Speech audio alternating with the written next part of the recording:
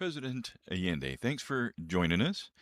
Now, you won the 1970 Chilean presidential election democratically through the ballot box, and 3 years later, the military bombed your palace, overthrew your government, and installed a dictatorship that lasted 17 years. You refused to leave. You died in La Moneda. So let me start with a question that matters most. You did everything right, you played by the rules, you won the election, and they destroyed you anyway. What does that teach us about the limits of democracy when the powerful decide they'd rather not have one?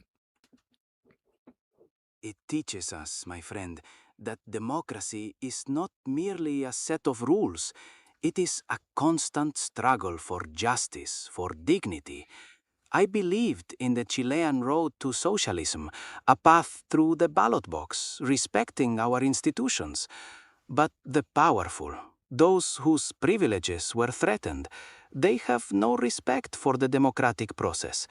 External pressures, economic sabotage, and the betrayal of internal forces, they conspired to destroy what we were building.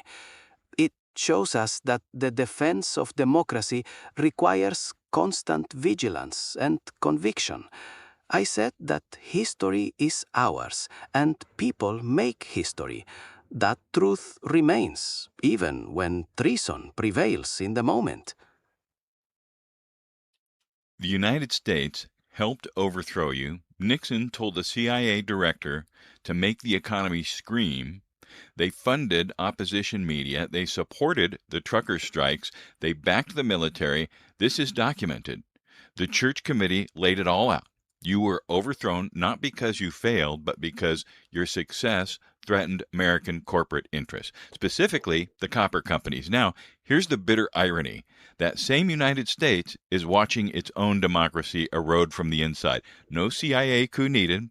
The authoritarianism is coming through the elected government itself. You were the target of American intervention. What's it like watching the country that destroyed your democracy start to lose its own?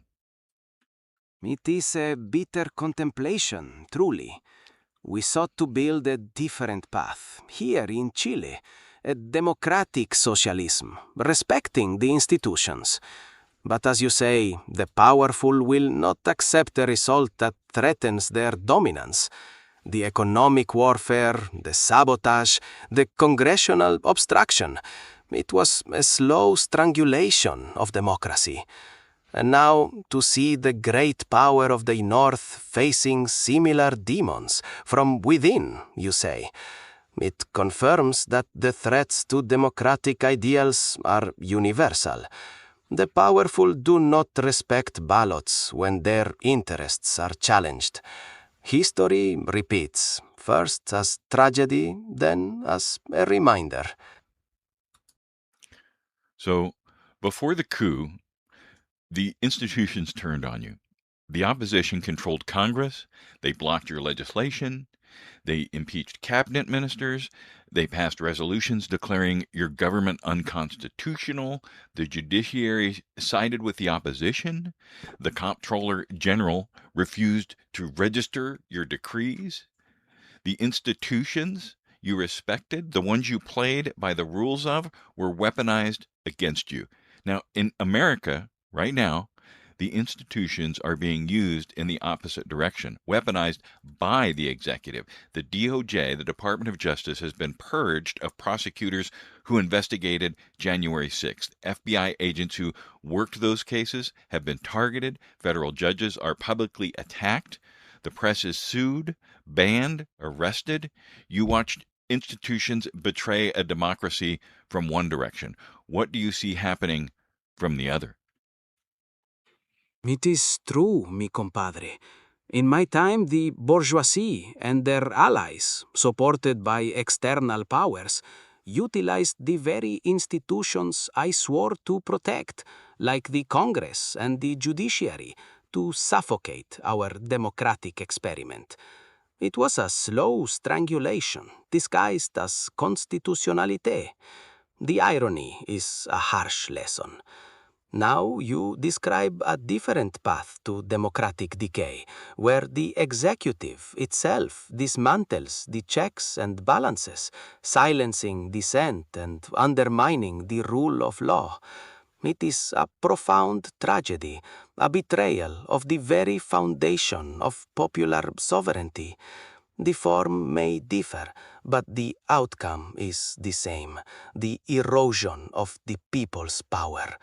History, as I said, is a relentless teacher. We must be vigilant, always.